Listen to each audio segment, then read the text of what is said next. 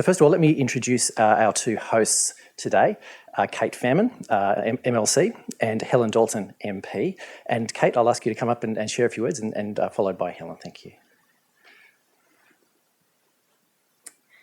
Thank you, and hi everybody. I too would like to begin by acknowledging that we are on Aboriginal land, stolen land that was never ceded. It's Gadigal land, and I pay my respects to their elders past and present.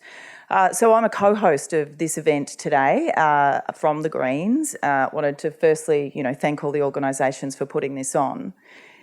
The other co-host is an independent in the lower house. Now, there's a lot of functions in this place at this time of year, and I think you'll find that a lot of the co-hosts of all of the functions that are being held probably aren't a Greens and an independent. I think you'll find that the co-hosts are Labor and Liberal and maybe National, but not today, and not for an initiative that is around tackling gambling harm, reducing the impacts of gambling, and probably, I would assume, pushing for a cashless gambling card.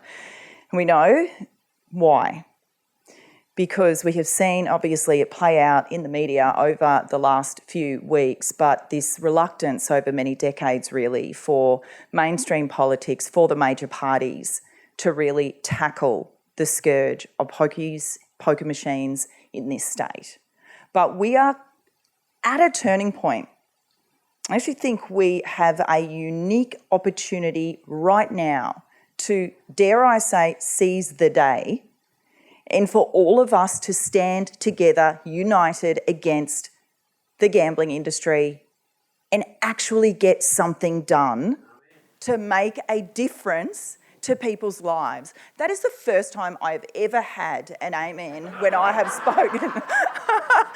I'll take it. That is the first time. Okay. But serious, no, that was serious, and this is still serious. We know how much gambling wrecks lives. That's why you are all doing what you're doing. That is why Wesley Mission and NCOS are here today launching this really, really important initiative. But we haven't had the backbone in politics to really stand up to the clubs industry. And I'll say it again, if all parties stood united today to introduce a cashless gambling card, we would neutralise any potential backlash or opposition from the powerful gambling industry. And I call on Chris Minns and Labor to do that. And I'll use in here, in the Jubilee room, in Parliament today to do that. I just heard him on ABC Sydney. Some of you may have heard that interview, and this function was mentioned as well. He didn't commit. He said he'd support an expanded trial, and he brought up the excuse, which is a pathetic excuse really, about the Victorian Responsible Gambling Foundation suggests that sometimes people with a cashless gambling card will have no idea how much they're putting into that card, and they won't know how much they're gambling. Well, we know that there are so many ways to address that. You put limits, you have betting limits. There are just so many ways to address that in one fell swoop. So that is no excuse. So again, this is really, really timely. I thank you all for your incredible advocacy in this area, for continuing to do what you do day after day after day, week after week. And right now, today, it could not be a better day for you to be in here launching this initiative. The Greens, we have your back. We will be campaigning on this in a very big way in the lead up to the election. We've just had a huge amount of flyers printed that will be letterboxing in many key electorates, which is all about pokies and poker machines. I say pokies, I know I shouldn't, but I think they don't sound very nice. So I'm happy to say pokies. I know people say we should say poker machines. But we are going to letterbox, we're going to get out the message in key marginal electorates. So we'll be campaigning on this very big up into the next election. And I say to this last message to Chris Minns and Labor, voters care more about just tolls. They actually care about what poker machines are doing to people's lives as well. The momentum is there. The public opinion for politics to do something about this issue has never been higher. On the back of Bergen, the Bell Inquiry, the New South Wales Crime Commission, for goodness sake, what more do we need? Let's take action now, reduce the harm from poker machines, let's crack down on them. Cashless gambling card, it is not that hard, we can do it. Thank you.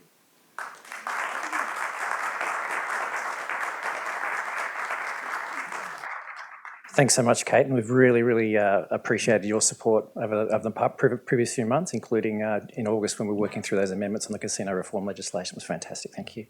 I'll just ask Helen Dalton to come and join us and say a few words as well, our other co-host.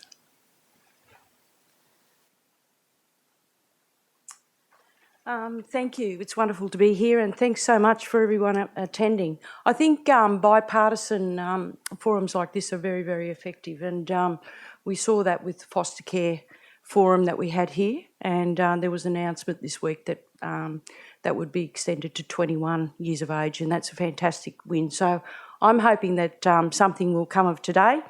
I'm the member for Murray, and the Murray is the second biggest seat in the state, so it takes along the border communities along the Murray River. And of course, we know what happens with gambling, and because Victoria didn't have gambling, and all the Victorians used to come across to New South Wales to put their hard-earned money through the poker machines on our side of the river. It's a big business. There's a lot of influence, and Kate's already mentioned about the gambling lobbyists, and they're already at me right now because, you know, they think that they're contributing to community. They're also taking away from community, and we see the effects of gambling on families, and people put their hard-earned cash through the poker machines and there's nothing for the kids and whatever. My mother used to say to me, Helen, if you end up with, you're better off to end up with a drunk than you are someone who gambles. At least you may have a roof over your head. And I think that's always stayed with me, and I think the opportunities to stand up and say, I think the government and the opposition have a gambling problem and it needs to be resolved. And no better time now than to do that. I think we want to hear from some of the others here, just that I'm happy to support, and I'm there for you, I guess, and with you. Thank you.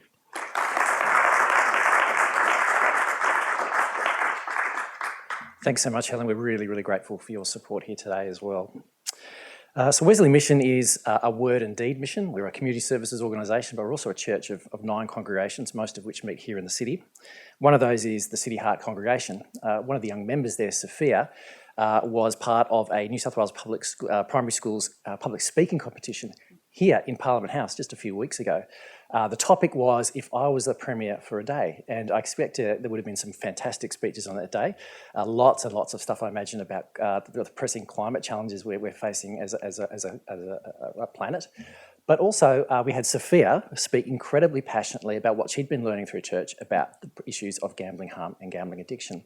So we're going to share a little part of her speech now about what Sophia would do if she was Premier for a day.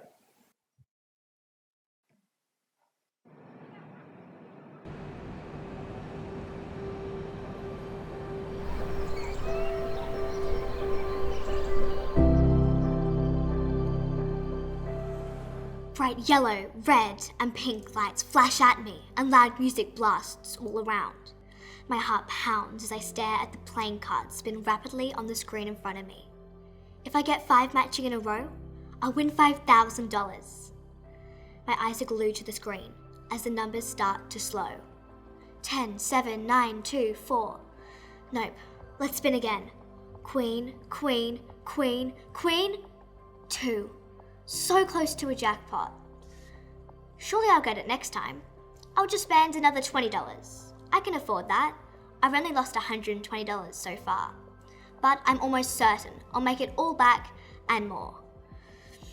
If you've ever heard someone talking about playing the Pokies, that could very well be how they describe it. And most of the time, they don't make them $120 back. So, if I was New South Wales Premier for the day, I would ban all pokies. A pokey is a gambling machine where you pay money and the machine randomly selects a row of numbers or symbols to determine whether you win or not. But whilst the numbers and symbols are randomly selected, what isn't random is the amount of money that comes back out. Over time, the machines always keep more money than they give out. In fact, they keep up to 15% of everything that is put in. It sounds stupid, doesn't it? I mean, why would anyone play? But the lights, the sounds, the speed, everything that happens is designed to draw you in and make you believe you'll win. In fact, they're designed to addict you. And whilst you might get lucky and win some goes, if you keep playing, eventually the machine will keep all of your money. The main reason I would ban pokies is because of the impact they can have on people's lives. For these people, gambling can lead to depression, distress, bankruptcy, losing a job, and even homelessness. Now, some people would disagree with me about banning pokies. They might argue that the government receives a substantial amount of money from pokies in the form of taxes, and that this tax money helps fund services in New South Wales that makes it a better place to live. But if pokies bring countless amounts of misery to the lives of so many New South Wales citizens, then surely it's the wrong way for the New South Wales government to raise money. Not to mention the fact that gambling addictions from pokies literally results in problems that the New South Wales government then has to go and spend money on to address. The data for Australia and New South Wales is shocking. Australians lose more money gambling per person than any other country on earth. The most recent research shows that Australians lost $25 billion on gambling in just 1 year. And over $6.5 billion of that was spent on pokies in New South Wales. In almost all other countries, pokies are restricted to casinos, but not here in Australia. Here, they are everywhere. And New South Wales? 10% of the world's pokie machines are right here. New South Wales is an amazing and beautiful state to live in, but our use of pokies is disgrace. We could put a stop to it. We should put a stop to it. And if I was New South Wales Premier for the day, I would put a stop to it.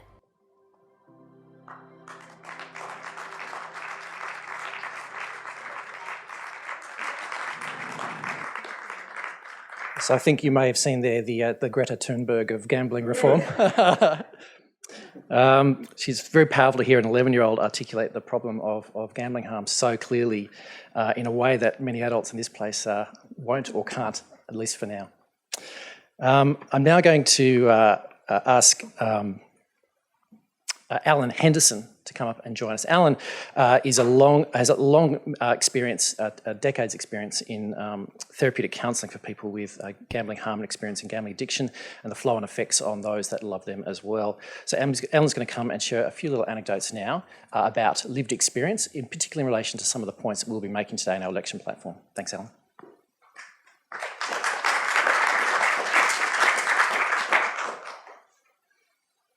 Thank you. Thank you very much. Thanks for inviting me. Wow, that just blows me over. 11-year-old. I mean, I couldn't have said it better myself, what she has said.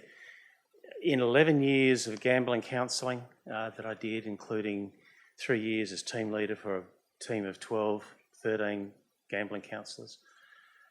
I'm currently the clinical supervisor for 13 gambling counsellors, including Wesley Mission and the Multicultural Problem Gambling Service.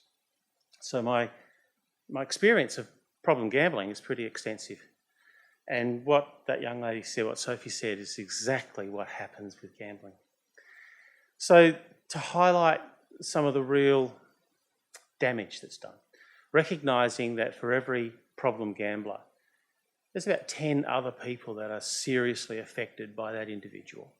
So it's a factor of 10 to 1. And the ones that make the headlines, the gamblers that make the news, are the ones that lose $1 million or $300,000 or lost their houses, lost a whole lot of stuff. That's really horrible. That's really, really, really sad.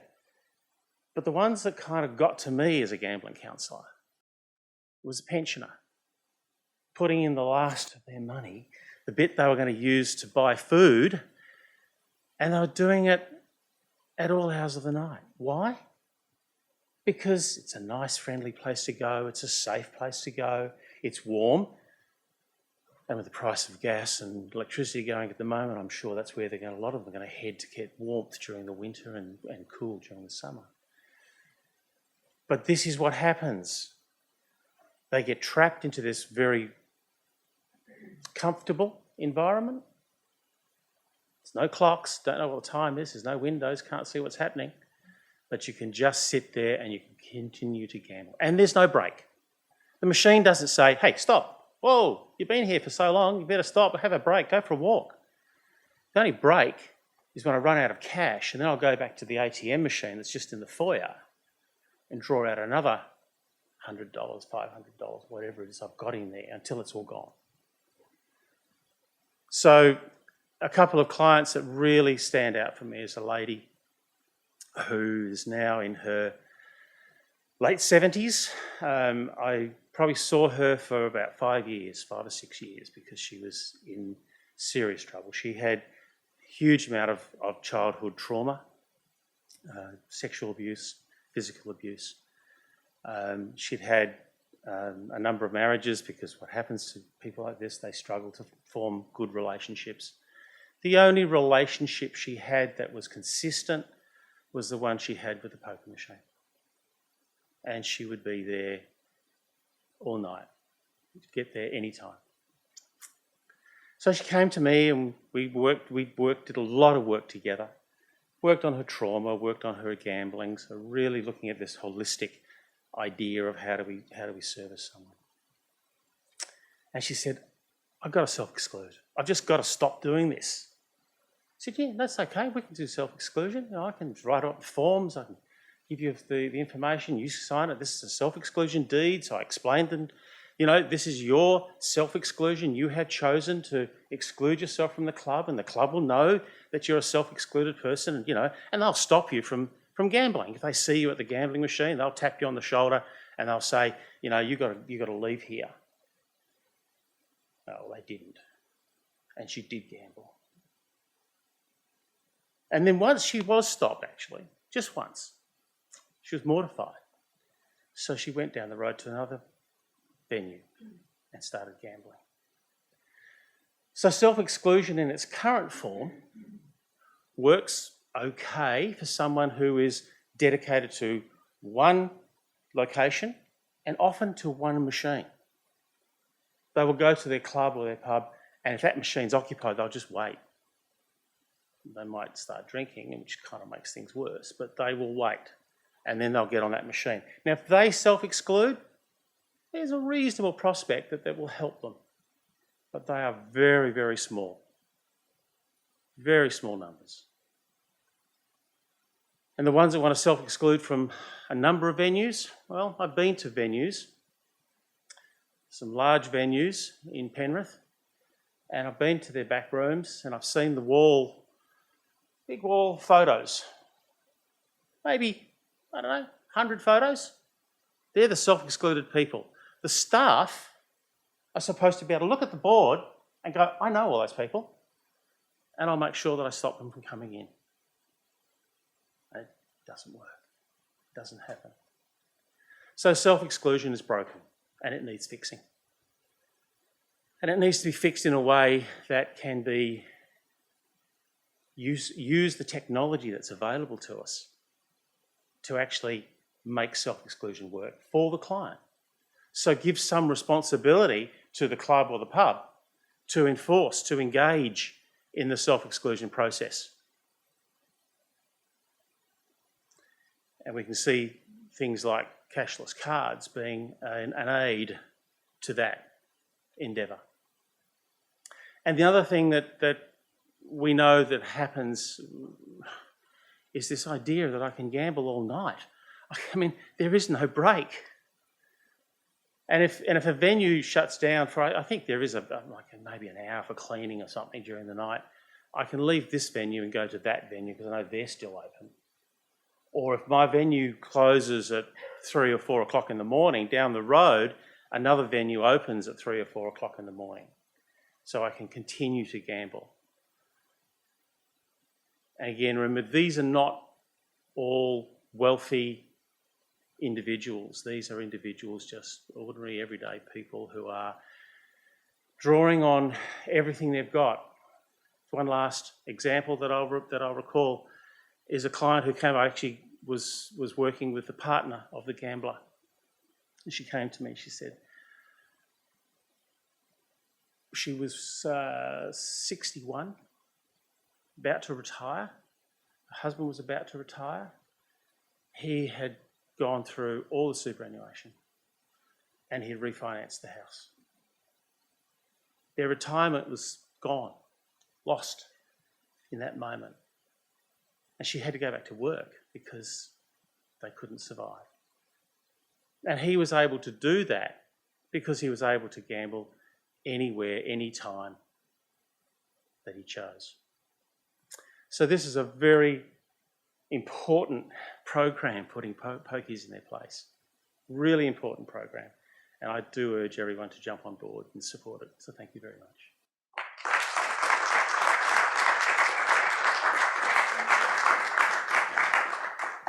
Thanks so much, Alan. It's now 66 years since poker machines were introduced into New South Wales, 1956. Back then, Reverend Sir Alan Walker, Stu Cameron's predecessor as CEO and Superintendent of Wesley Mission, spoke passionately, prophetically, and with great prescience as well about what he would see as being the problems with individuals, with families, and with communities. We've been passionate about this as an organisation for a long, long time. Stu's going to come up now and share with you the election platform that we're putting up and that we want to build a coalition around. Thanks, Stu. Thank you, Jim, and thank you so much to all of our speakers. Already a powerful message, I think, is being proclaimed from this place. And this venue seems to be so appropriate. Jubilee. It can mean a lot of things, but in the tradition that I'm from, Jubilee represents freedom. Freedom from debt. Freedom from oppression. And that's the sort of freedom that we're talking about with this campaign. Freedom from oppressive practices that poker machines enable within our state. So I'm honoured to be with you here this morning as we launch our New South Wales state election platform. It's well and truly time to put pokies in their place. You know, our own research at Wesley Mission, over the last 30 years across New South Wales, $135 billion has been lost to poker machines. Recently released data shows that for every poker machine, the profit on every poker machine is $72,760. New South Wales has the unfortunate claim to be the poker machine capital, not only of Australia, but of the world. Between royal commissions and inquiries into casinos, the New South Wales Crime Commission's recent investigation into money laundering in pubs and clubs, and federally inquiries into online gambling, into its impacts on people experiencing gambling harm. We're at a tipping point in Australia, and to what previous speakers have said, we think there's a real opportunity for real reform. That our communities had a gutful of the effect and impact of gambling on so many in our society. New South Wales is where the problem of gambling is at its worst. This is the gambling capital of Australia, as I said before. New South Wales is home to just under half of Australia's 200,000 poker machines. In no other place on earth is gambling so ubiquitous and so deeply harmful. But it doesn't have to be that way. We've already heard a passionate young voice, Sophia. I know Sophia well, and she means every word she says. And a first-hand account of an experienced gambler counsellor. Change is necessary and change is possible. In the lead up to the March 2023 New South Wales election, we're at a starting point. This is not the finish line. We're going to be here all the way through and beyond to ensure that change not only is committed to, but actually happens. That we're pushing for 5 key reforms. Our election platform is directly linked to people's lived experience. That's critical. It's absolutely critical. And we believe it's achievable in the next term of Parliament. That the reforms we're calling for, despite what some might say, particularly in the clubs and pubs lobby, are proportionate and they're possible. And they're absolutely fundamentally necessary. Our approach is always non-partisan. We'll require brave leaders to lend their support from across the political spectrum. And 2 fantastic examples of that are present with us today. Our hosts, Kate Fairman and Helen Dalton, we're so grateful for your partnership with us already so far. So let me get to the 5 key reform asks. And the first perhaps has the most currency in the current immediate climate, but it's perhaps the most critical. Number 1, we call on the next Parliament to implement a universal cashless gambling with harm reduction measures built in. New South Wales has been rocked by the uncovering of one of our dirtiest secrets. Poker machines across the state are used by organised criminals to launder money. This is the moment when gambling reformers like us can come together with those who are looking to address that scourge, these two major problems. Removing the ability to push cash into poker machines will stop money laundering in its tracks, straight away. To do that requires every poker machine in the state to be modified to not only accept a card or a digital wallet as the payment, that the payment systems must be linked to a bank account or debit card, which themselves are linked to a proven identity. This puts the power to manage gambling time and spending back into the hands of customers. A card or digital wallet can require people to set reasonable loss limits, with the default being, we love the default the Tasmanian government has put in place of $100 a day, $500 a week, $5,000 a year. People could choose to set their limit at 0 if they want. It puts power back in the hands of people. We're calling for New South Wales to follow and improve on the Tasmanian government's introduction of a universal, cashless and harm reduction payment system for gambling. The technology is there. It's proven. It's been utilised in jurisdictions around the world. There is no more excuses. The time for reform is now. Number 2, we're calling on the next Parliament to power down poker machines after midnight.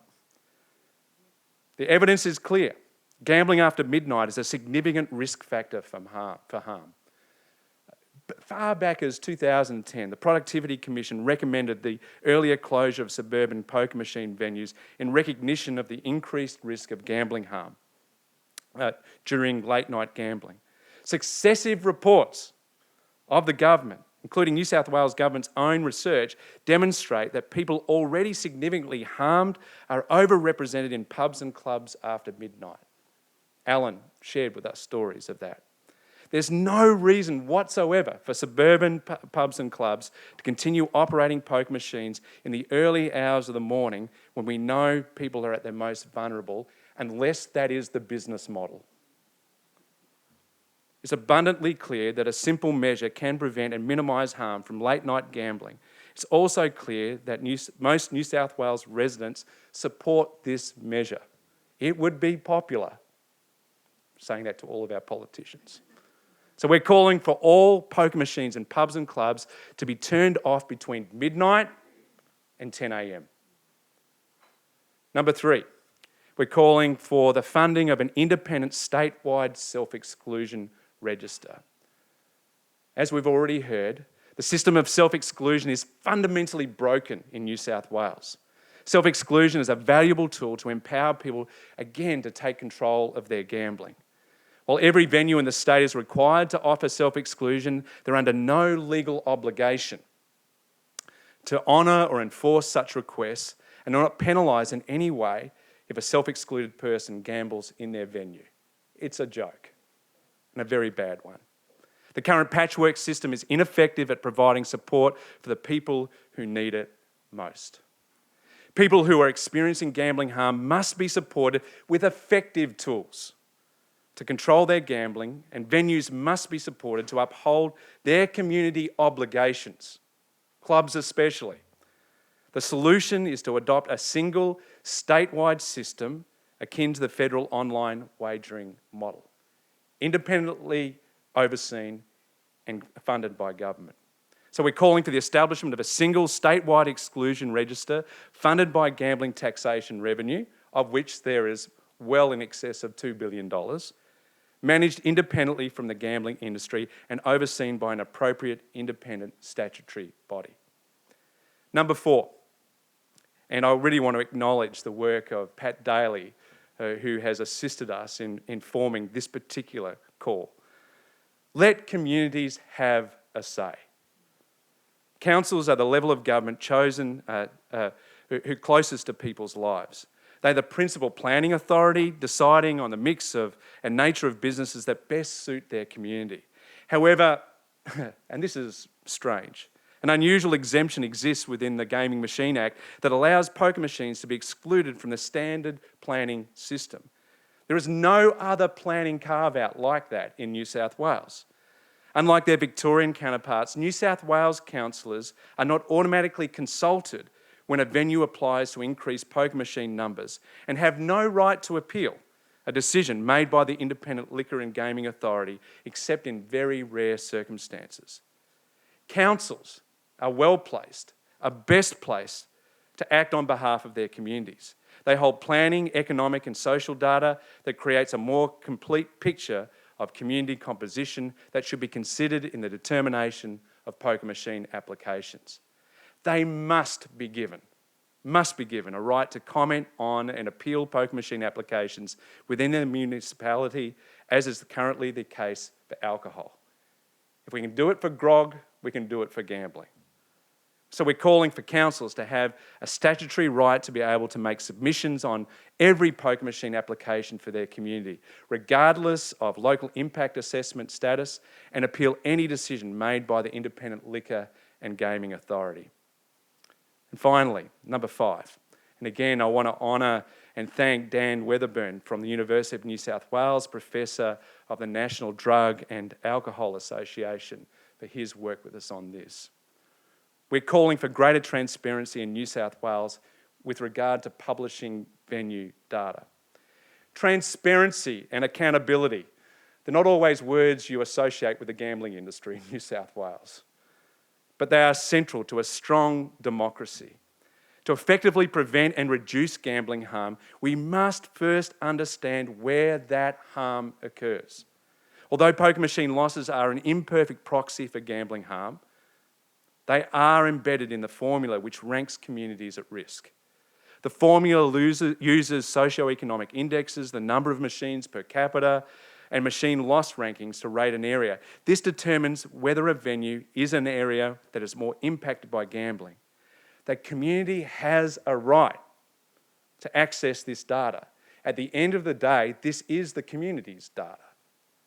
Currently, the Department of Liquor and Gaming only publishes the losses for an entire LGA.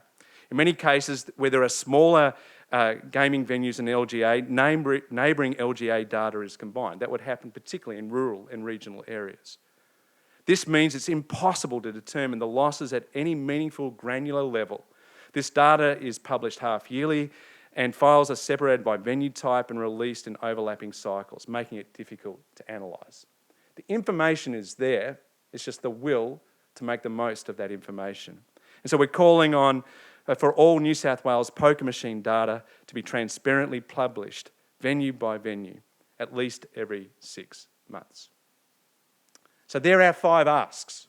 It's time to put pokies in their place. Our community expects it. Increasingly, our community is demanding it.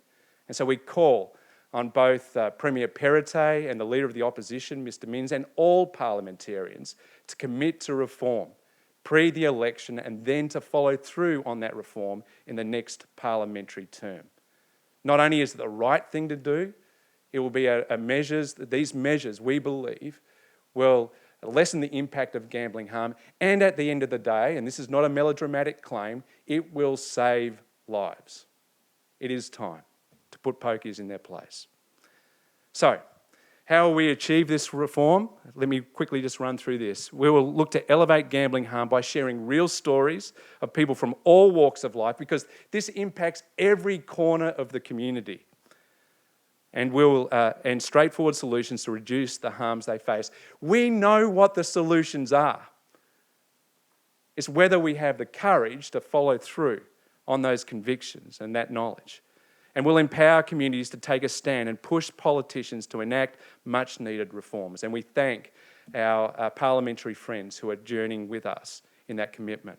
We'll build a coalition of organisations who represent a broad constituency, church, civil and community groups, who are the touch points of gambling harm. We see it and experience and hear the heartbreaking stories every single day. And you've seen some of the names already. Again, we expect there will be a groundswell of other organisations over coming days and weeks who will also commit to this platform. Third, we'll mobilise community support by mobilising everyday people who care about gambling harm and highlight the power of collective action. We'll demonstrate that we are part of a united community and together we'll hold decision makers to account. I'll be saying to all of our parliamentary friends, expect to have this question asked again and again and again. What are you doing about gambling reform? And we'll seek broad endorsement by advocating for evidence-based and achievable policy solutions and engaging all sides of the political spectrum. We'll build a constituency of elected members ready to act in the interests of their community. Already, in a short space of time, I want to honour and thank particularly those organisations that have committed to this platform already. As I said before, we expect there will be many more who'll commit over coming weeks. I want to particularly honour my friend and colleague, the very Reverend Sandy Dean from the cathedral here, the Anglican Cathedral here in Sydney, who, it feels like a long time ago, Sandy, 6 weeks ago, we wrote a letter to the Premier and Mr Minns. And Mr Minns, Premier Perrottet, we're still ready to have that conversation. Anytime you want to have that conversation, we're ready to have a real conversation about real reform. But we've seen so much happen in the 6 weeks since or so that letter was written. But I want to honour and thank the Arab Council of Australia, Anglicare, Community Resource Network, Financial Counsellors Association, the Indian Crisis and Support Agency, the New South Wales Council of Social Service, and I want to thank Joanna Quilty, who's here with us today, the CEO, the Older Women's Network, the Salvation Army, the Anglican Diocese of Sydney, and I want to thank the bishops who are present with us today. Suicide Prevention Australia, the Uniting Church Synod of New South Wales and ACT, the New South Wales Council of Churches, thank you for your representation here today. And we will welcome many, many, many more partners before the election in March. We're not going anywhere. And we're not going away until we see real reform. Thank you very much.